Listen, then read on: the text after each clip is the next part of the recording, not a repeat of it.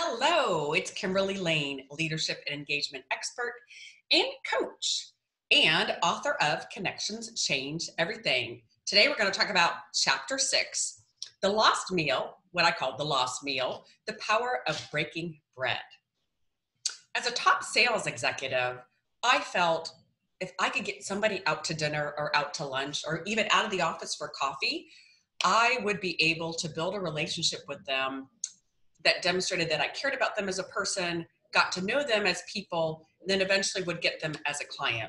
And I have to say, pretty much 99.9% of the time, I was successful.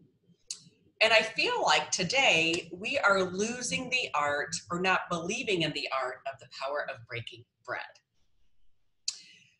There's a great video. It's called Eat Together 2018, and it's by a Canadian-based company that was promoting more families eating together, or just really what happens when people share a meal. It's called Pound Eat Together 2018. So I encourage you to look for that on YouTube. But meanwhile, we're going to jump right into my presentation. The Lost Meal, the Hidden Power of Breaking Bread. The most valuable tool in any kitchen is not found in any drawer or cupboard. It's the table. Julia Tushin. Here's the Eat Together video I was mentioning. So the storyline is this. It goes to the soundtrack of Sonny and Cher's I Got You, Babe. And it opens up with the baby girl being born and then being nursed by her mother. Then she proceeds to grow up and then start sharing French fries with her father, or ice cream with a friend when she skins her knee, or she's playing soccer and they share milkshakes after the soccer game, or she's on a date, she's sharing a meal with her date, or it's a holiday dinner time and she's sharing a meal with her family. And it ends with her eventually sitting at her desk alone with her headsets on, listening to that same exact song and eating her sandwich by herself. So it's like we grow up eating together. Why do we stop? Why do we stop? It's such a powerful tool to connect us. The one thing I'm really thankful for, and I hope is happening during this pandemic, is that more people are finding time to share a meal. More families are dining together and taking advantage of this time to bond. Obviously, we also know alcohol sales went up dramatically during this time too. Makes it more fun, right? But it's a bonding experience. Let's get into why that is so. Oxford economic study shows that nothing brings us together like eating together.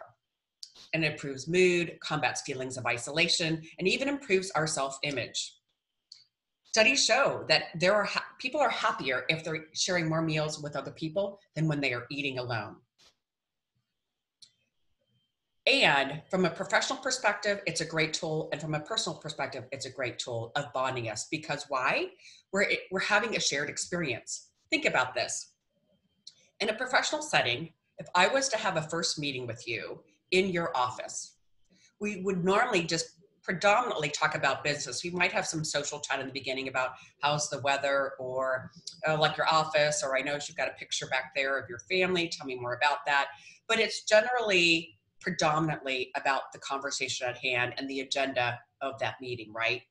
Now think about this. If you get them out to a coffee shop or get them out to a restaurant for lunch or for dinner, doesn't the conversation seem to flow a lot more about other things? Oh, I didn't know you played tennis. Or, gosh, my son plays baseball too. Oh my gosh, we're playing your team next week. Whatever it is, it opens up the door for a broader range of conversation and a broader range of bonding, not only through the shared experience, but just what you're talking about in and above the business at hand. Somehow that is easier to be done when you're sharing a meal, right? Eating together is a sixth sensory celebration. Now bear with me.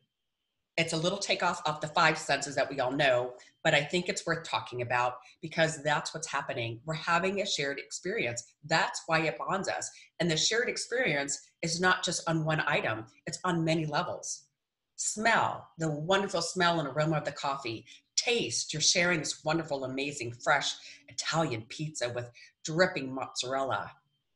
Or it's the sight of candlelight, or the beautifully decorated table, or it's the sound of the rushing ocean or the wind blowing through the windows, or It's whatever stimulus it is. It's the energy of the night. It's the conversations in the chat and the noise around us.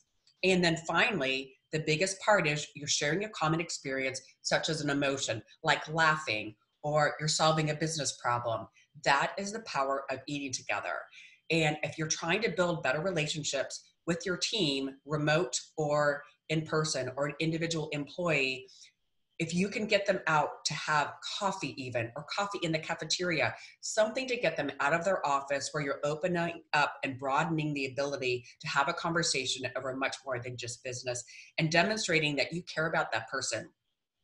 Number two, by you asking that employee or client to go out to a meal, that shows you're natural want to be invested in that person, in that client. And an investment in somebody else releases serotonin in that person, which is also another feeling that creates bonding. So if I can leave you with this one thought, don't skip that coffee or lunch meeting. It just might be the boost you're looking for in your busy day, and it might be the boost that they're looking for as well. And it might build a bond over shared experience. I'm Kimberly Layne, leadership and engagement expert and coach. Thank you for spending the time on this chapter. If you'd like to book a complimentary connection session just to talk about how we can build more connection in your business, feel free to reach out to me at www.kimberly-layne.com. And I look forward to connecting with you.